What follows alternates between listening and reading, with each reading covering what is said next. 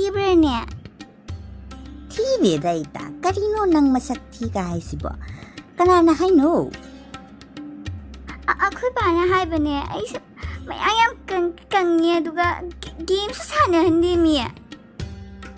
Kaino. Ay susum pazaray siti. Hana tirang baday ni Ibu.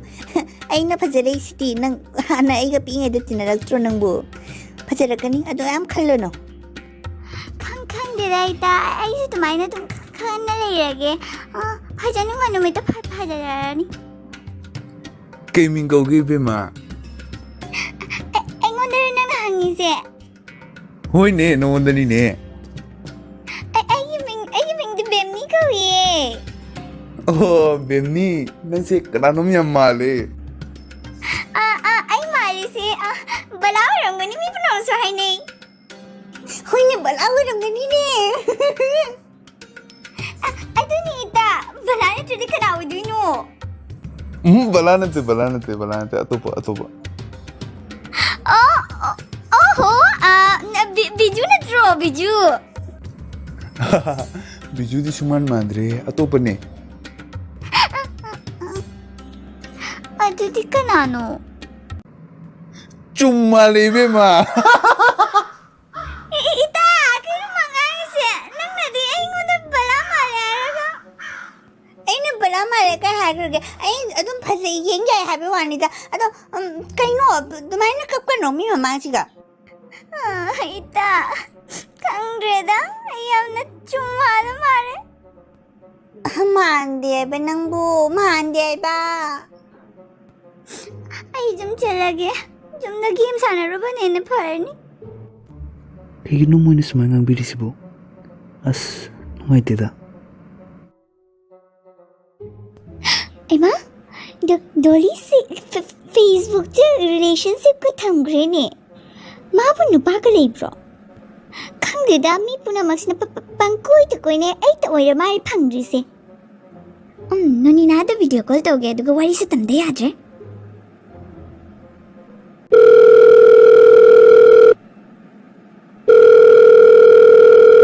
Hello Noni na. Hello Benny. Nang khangra Dolly do Facebook ta ne khangaba nupa ma relationship ta thamiba ui ma ai na ubada ngak pasidi kaino ni Kaino ai sibo mabu nupa ka leira ba niya khangde ne so ahan rodi mine ai khangya ba madu nupi da yamna khat paniya ba nette kanano ba mai nupa do bo aya kaino do ni ne akhoi gi senior Jackson do aduni Jackson to di nupi yang koi ba niya madu di as aduni ne Dolly do khangda mare hai na di as aduni ba do koi da bana phai akhoi smile le bana phai adu koi de sharu ta le madu di as phatta bana nupi mayam ko shalaga madu kai dauni akhoi di koi hodre mi di koi ke kitta kaina rajanani do bo aduni kaina gresanu ai di lai khora mimi kaina gresanu Baby, hojik po tum diri ba ne? akhoi pa pala amare nang khora ma ka tum mo kha ba bye bye okay bye bye Baby, kaya ino ne? Kau di sita adre ne, kumo ne? ab pataye Ay tumdaru rabani ne. Kari no ne, kari kholao no ne. Ay ihe tum magam ta yadre nangi makondu na. papa sorry Hojik po tum na kay daw lady no ha. Hojik po tum na kay daw lady no ba. Pung kaya tari kang bra, pung ama ni tari se kang ba. Hojik po tum na kari no nang miet lisibo. papa online class to ramini ne School college loy hanga kansi kari no online class ay bu ngao ro bane engonda ngao semira. Adu su pung ama jiga kana karam bo oja no ay phone to ro oja da. papa tumro da na kaino thiye Nasado pabana jing jadre chumali ne nang chumali ne. Nungthang amata su tum moi cha su cha ba yaro kari tawri no nang gito. Ay jeng bo wasale hai ni ichani ka haining de hai ni.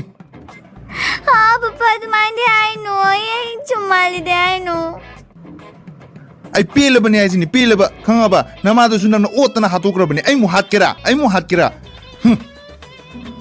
sorry papa ai matung da gi tawroi sorry Ay warabani ko ay warabani. nang bu hotna gadra ai office ki thabak bu hotna gadra warabani nang na si khangdri se kari gino angang macha dona hoji leisa bi pharo bauda angang macha dona kari leiri no ne phare se tumuro chalo tumuro amuka mo khona amuka tarabane aina kedawi yango papa as bhai ai kasar college ta jamjaga da bodo nangi damakta ne ai GC college ta tammine ba A कितौरगे आइसिबो kaino okhoi tinamina pa imanaba punama imanabi punama kasar college ta ne ba tamise akobani te nungai presi butarak tarak अदुबु नंगी crush दी सिदा तमिसिदी ताइनर कनो इंगोंदा नंना तमसे आइग्रिनी as ado meri do kainum tawsan gireba hanadi school taminge di yam fajaramani aina mangoda crush tamri dusu matam dugane hoiti kainu ma do yes kainum tawsan gireda hanubi manjale फरे से class thing runny लो चलो सिलो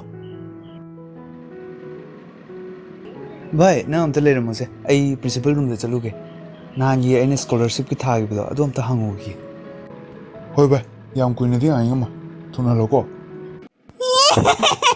Doli to ngara ay ko ni like ko ba ki kai na re ay ne ai ma asin biro khoi ni be ma ai thaje da ban khanga ba mai nu pa da na koi na kisina ai khanja ba da nu ki myam koi na ba sing do loi khanga ma ni ma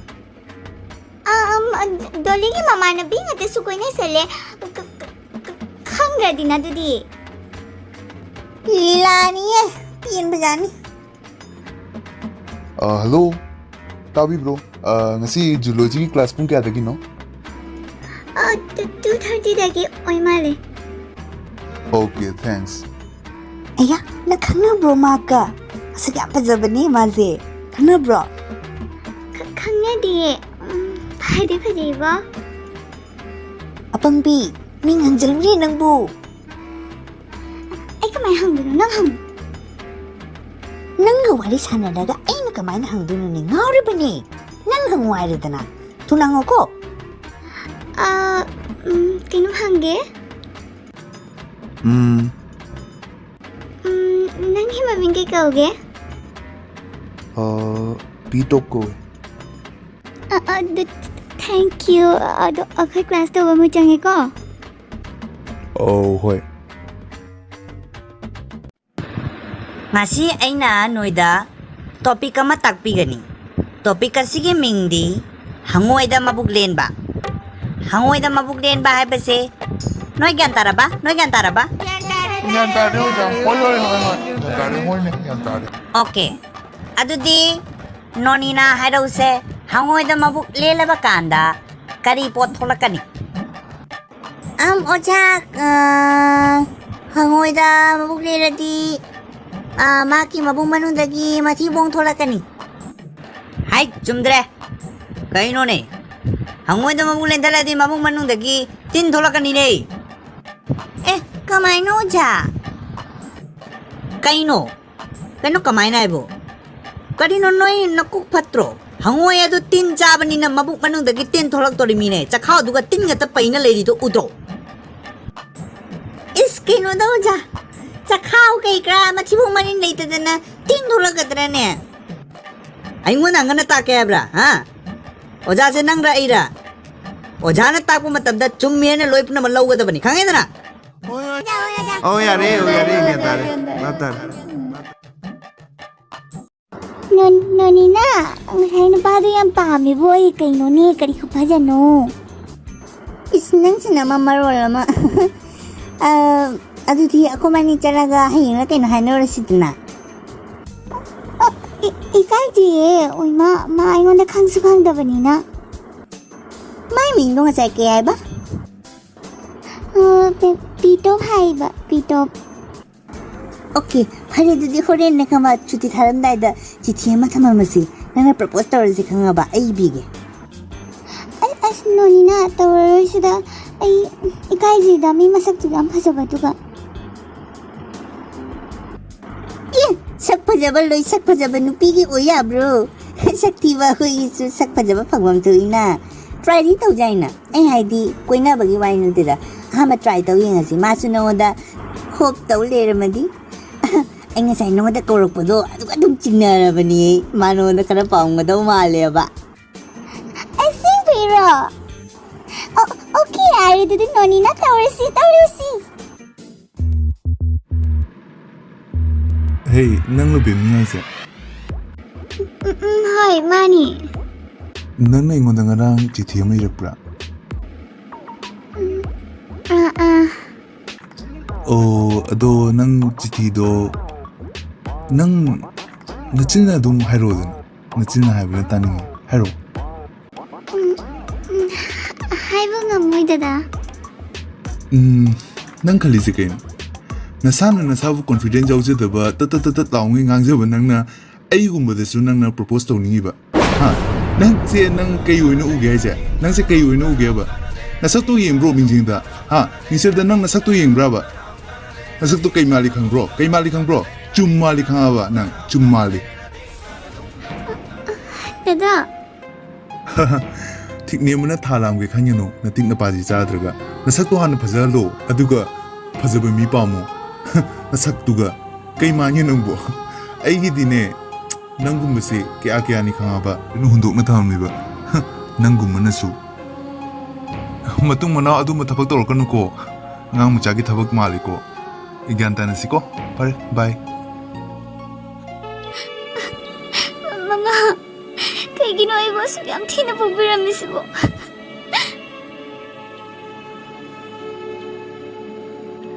Bemni,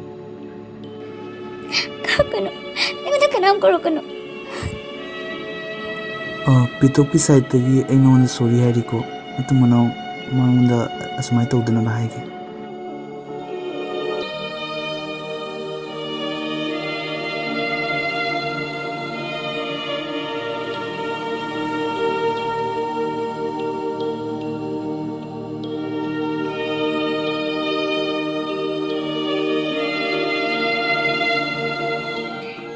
Bemni, kaidaurage nang college laktrodi?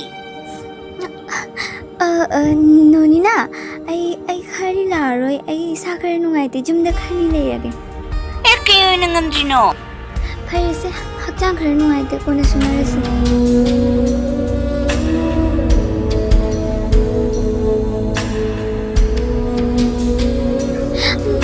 ay yam jani ne masa phajan lage ay nohe lage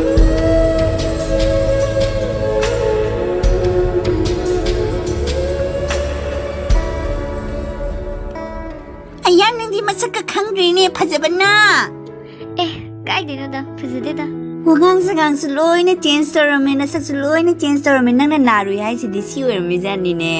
Jumda phammaga phajahaliba. ꯐꯝꯃꯒ ꯐꯖꯍꯜꯂꯤ ꯅꯠꯇꯦ ꯐꯝꯃꯒ ꯆꯥꯔꯨꯔꯤꯕ Hello, Bemni ro. ꯑꯧ ꯃꯥꯅꯦ Aigi ming di nang khangamkhiroi. Aigi ming Son kawi. Be Sean. Okay Nang nahandai college kay lagtrino. Ay nahandagi nangwada kinom hainin leibineba. Nang lagtabaduna hay ngamdana leire. 하유네 Sitadi nungatribo. Sum park somda chalaga wari se phajana sanarose. ꯐꯔꯦ ꯑꯗꯨꯗꯤ ꯅꯣꯅꯤ ꯅꯪ ꯂꯥꯏꯕ꯭ꯔꯦꯔꯤꯗ ꯂꯩꯔꯝꯃꯣꯀꯣ ꯑꯩ ꯂꯥꯛꯀꯦ ꯄꯤꯁꯣꯟ ꯀꯩ ꯍꯥꯏꯗꯣꯏꯅꯣ Adum swaise yam phajabako. Ado koidi koiningaga nongphodi lagtaba. Ado koiminanaba misu leitaba. Ado nanga mata chare ngasi lakpani. ꯑꯧ ꯌꯥꯝ ꯐꯖꯩꯌꯦ ꯑꯩꯁꯨ ꯑꯃꯨꯛ ꯂꯥꯛꯇ꯭ꯔꯤ Ado nang yam phajathoame. ꯑꯁ ꯀꯥꯏꯗꯩꯅꯣꯗ Phagi nate asingwini yam phajathoame. Thank you Hi, Bemni natro. ꯃꯥꯅꯦ As nang di posam tarome ko. As ngauge tawi hey. Thanks Peter Nang nahan aina ngangiba cheigiba mayamdo nang lana di logunu ko. Please don't mind, okay? It's okay ꯑꯩꯅ ꯍꯥꯟꯅ ꯀꯥꯎꯈ꯭ꯔꯦ ꯀꯩꯁꯨ ꯀꯥꯏꯗꯦꯗ Yam phare adudi. Nahan nangna propose torokpodo madugi answer di AP banga maudre. Ado ngasi ay oina propose toroko. Yaiko. Will you be my girlfriend? Sorry I won't But why? ꯃꯔꯝꯗꯤ ꯑꯩ ꯈꯪꯅꯕ ꯂꯩꯖꯔꯦ Kanano mabo? ꯑꯇꯩ ꯀꯅꯥꯁꯨ ꯅꯠꯇꯦ ꯑꯩꯒꯤ ꯅꯥꯛꯇ ꯂꯦꯞꯂꯤꯕ ꯄꯤꯁꯣꯟꯁꯤꯅꯤ As bye nandi yam tujalamina. Okay, enjoy. Nang kay gi mamuda adumay harino. ꯑꯁ ꯇꯜꯂꯤꯗ ꯑꯁꯨꯝ ꯑꯦꯚꯣꯏꯗ ꯇꯧꯅꯕꯩ ꯇꯧꯕꯅꯤ ꯑꯗꯣ ꯅꯪ ꯁꯥꯎꯅꯨꯀꯣ ꯑꯩ ꯅꯪꯒꯤ ꯃꯔꯝꯗ ꯁꯨꯃꯥꯏꯅ ꯍꯥꯏꯖꯤꯟꯈꯤ ꯍꯥꯏꯅ